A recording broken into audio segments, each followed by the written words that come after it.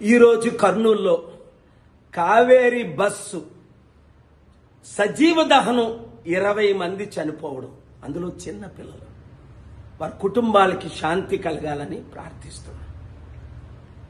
ఒక దాదాపు 12-15 మంది బ్రతికి బయటపడ్డారు. వారు చెప్తున్న ఘటనలు చూస్తుంటే షాక్ అవుతాం. కానీ ఈ రాజకీయ నాయకులు మాత్రం పట్టించుకోరు. ఆర్టీఓ రోడ్ ట్రాన్స్పోర్ట్ ఆఫీసర్స్ పట్టించుకోరు, బ్రేక్ ఇన్స్పెక్టర్స్ పట్టించుకోరు. 16 చలానాలు కట్టకుండా ఉన్న ఆ కావేరీ బస్సుకి 221 బస్సులు ఇమీడియట్ గా సీజ్ చేయాలి. ఆ ఓనరు ఎక్కడున్నాడో వినోద్ కుమార్ ని ఇమీడియట్ గా అరెస్ట్ చేయాలి. చనిపోయిన కుటుంబానికి 2 లక్షలు ప్రకటించడం కాదు ప్రధానమంత్రి, కనీసం ఓనర్ ద్వారా ₹1 కోటి ఇప్పించాలి. ఇలాంటి యాక్సిడెంట్లు జరగకుండా ఉండాలంటే అసెంబ్లీలో, పార్లమెంట్లో మంచి చట్టాలు తీసుకురావాలి.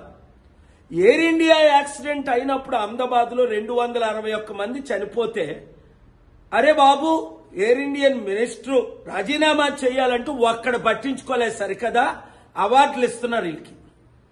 పొలిటికల్ రాజకీయ కరప్షన్ ద్వారా ఈ దేశం సర్వనాశనం అవుతుంది. మనిషికి విలువ లేకుండా పోతుంది. ప్రశ్నించిన వాళ్ళని నోరు మూయించడానికి ప్రయత్నిస్తున్నారు. ఈ బస్సు ఓనర్స్ రాజకీయ నాయకులకి, ఆఫీసర్స్ కి ఇచ్చినంత డబ్బు ఇచ్చి తప్పించుకుంటున్నారు.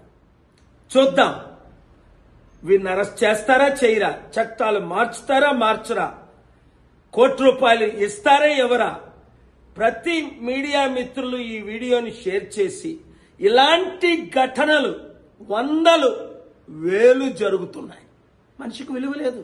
అదే దేశాల్లో, ముఖ్యంగా అమెరికా, వెస్టర్న్ కంట్రీస్ లో ఒక కాఫీ హాట్ గా ఉంది కాలిపోయారంటే ₹25 కోట్ల ఇచ్చారు. మనకి 2 లక్షలు ప్రకటిస్తారు, తర్వాత మర్చిపోతారు.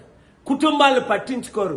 రోడ్ల మీద అన్ని రకాల ప్రజలకి, అంటే మనకి, మన బ్రతుకులకి విలువ లేదు. వాళ్ళకుంది. చూసారా, కరోనా వచ్చినప్పుడు కోట్ల మంది చనిపోతే ఎవరైనా పట్టించుకున్నారా? వాళ్ళకి కాంపెన్సేషన్ ఇచ్చారా? ఇప్పించారా ఎవరితోనైనా? అంతే. మార్పు రావాలి. ఆ మార్పు మనమే తేవాలి. ఈ వీడియో అందరికీ షేర్ చేయండి.